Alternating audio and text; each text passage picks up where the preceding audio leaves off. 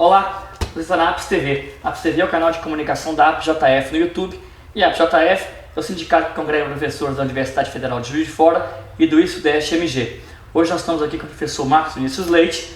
Nós vamos conversar a respeito da novela das progressões dentro do Instituto do ISUDEST MG, que começou logo que o Instituto foi criado. Essa novela já começou e essa semana nós tivemos mais um capítulo, né, professor? Obrigado pela presença. Essa semana nós vimos, parece que a Apps teve uma vitória na luta para destravar algumas progressões. Você pode contar um pouco disso pra gente? Boa tarde a todos aí, né? Boa tarde, Daniel. Boa tarde.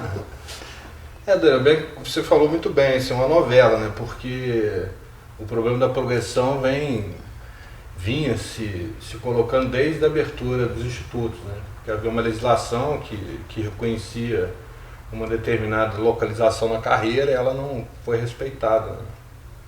E aí vários momentos se deram nessa disputa. Aqui no Instituto teve um enfrentamento muito significativo e essa semana a gente teve aí uma vitória com participação efetiva do nosso sindicato, né?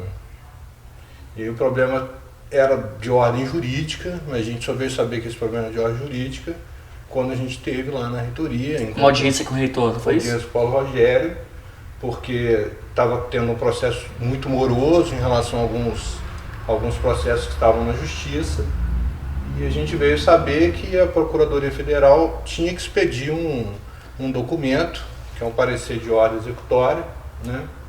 E a gente fez lá uma diligência junto com o Dr. Leonardo, e a gente conseguiu que esse documento fosse expedido e chegasse até o Departamento de Recursos Humanos lá no Isso. Instituto. Havia uma rubrica judicial nos contra-cheques de alguns professores, né? Porque havia sido ganho uma sentença na justiça, e essa sentença, parece que logo depois o ISUDEST havia dado a progressão, mas quem tinha ganho a sentença estava sendo prejudicado. Porque isso tem que ser analisado à luz do momento, né? Porque a história da progressão se deu em várias tomadas de posição do Instituto, né? E tomada de posição também dos professores em relação àquilo que o Instituto estava tomando, mediado aí pela participação no sindicato. No primeiro movimento, compreendia que nós não tínhamos direito à progressão, né? Que a gente deveria entrar no primeiro nível da carreira e ponto, né? E foi até interessante que algumas pessoas do Recursos Humanos, à época, consideravam que era até uma imoralidade a gente reivindicar isso, né? Que não fazia sentido, porque o espírito da nova carreira compreendia que nós deveríamos entrar no primeiro nível, né? Enquanto que aqui na universidade os professores com titulação já chegavam um nível acima na carreira. E lá no Instituto não, no Instituto... O que era um direito foi criticado como uma imoralidade. Como uma imoralidade, né? E aí a gente começou a estudar isso, por que isso de fato ocorria, né? E a gente veio saber, né, e o sindicato ajudou muito nisso, a presença do Leonardo, que de fato, em função da legislação deixar em aberto uma regulamentação que ainda viria, garantia que nós teríamos o direito caso tivéssemos as condições de titulações adequadas, né? E aí a gente começou a fazer um enfrentamento no Instituto. O Instituto compreendia que não, que tinha que esperar uma posição de todas as outras instituições, né? E isso não acontecia. Começamos também a criar estratégias para fazer uma pressão junto ao CONIF, mas nada se dava, né? E aí, num determinado momento, por pressão, a procuradora compreendeu que nós teríamos direito à progressão. Só que ela compreendeu que nós teríamos direito à progressão a D21 e não a D31, como prezava a lei, né? E aí mais um problema, né? Que a gente não aceitou a progressão, mas compreendeu que havia um erro, né? E aí mais uma luta se travou, né? E aí, num movimento de pressão, o reitor acabou compreendendo que nós teríamos direito à progressão. Aí nós fomos progredidos a D31. Mas depois fomos regredidos. Nesse movimento de progressão de D21 para D31, né, e a regressão, nós entramos na justiça. Quando nós entramos na justiça, o que nós pleiteamos? Nós pleiteamos o direito de continuarmos na posição até então estabelecida, que era a D31. E aí, nos vários processos que foram instituídos, que foram constituídos processos coletivos, mas de modo a formação de grupos, nós tivemos várias posições. Só que no decorrer do processo, da entrada da justiça e as tomadas de posição, veio uma portaria estendendo, né? Regularizando a situação. Regularizando a situação. Posteriormente, em função da pressão exercida na greve, isso veio a ocasionar a produção de um decreto e a lei que está em vigor hoje, que reconhece o direito, né, de progressão a nível de 3.1, pelo menos até a época da expedição da lei, a todos aqueles que têm um título de mestre e doutor, né? E aí o que aconteceu? A gente tinha entrado na justiça, alguns processos não deram tempo de entrar, esses não tiveram problema, uns processos não tinham sido julgados e esses também não tiveram problema.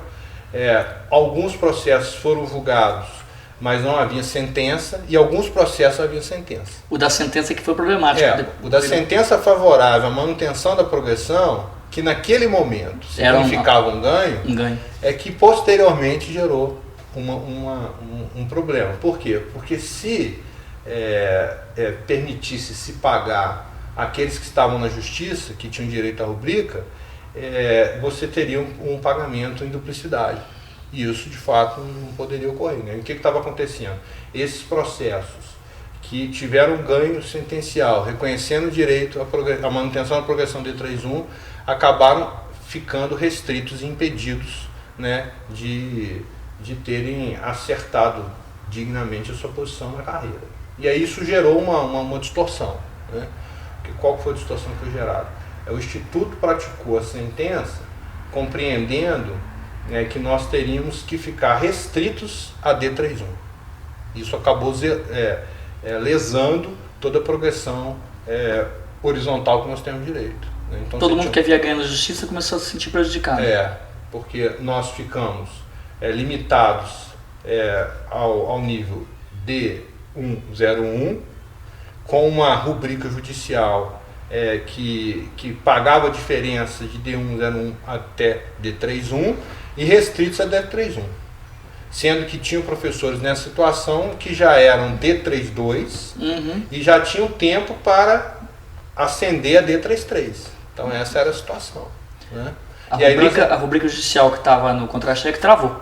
Travou, ela não permitia que a gente ascendesse aos níveis que a gente tinha direito e reconhecia apenas esse estacionamento em D3.1.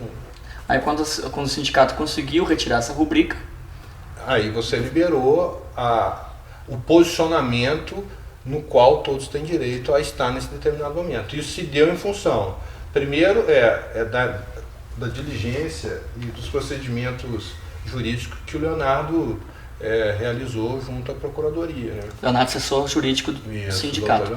E qual que é deve ser o próximo passo do sindicato? O próximo passo nosso agora é avaliar qual é a melhor estratégia para receber os retroativos, né? Porque como o decreto de 2012 reconhece definitivamente que nós tínhamos que ter sido progredidos desde a data de entrada, por ter o título, por ter o título ter o direito, nós temos que ver como nós haveremos esses recursos, né? Qual o melhor instrumento, né? Se é o instrumento administrativo ou se é um instrumento jurídico que a gente vai ter que construir para ter acesso a esse direito, né? Que de fato é um direito que a gente está discutindo aqui, né? Uma vez que há uma legislação que instaurou um direito e a gente estava lesado, né, por conta dessas incompreensões, né? Entendi. Marcos, obrigado pela presença. Falou, Daniel, muito obrigado. A gente se vê na próxima.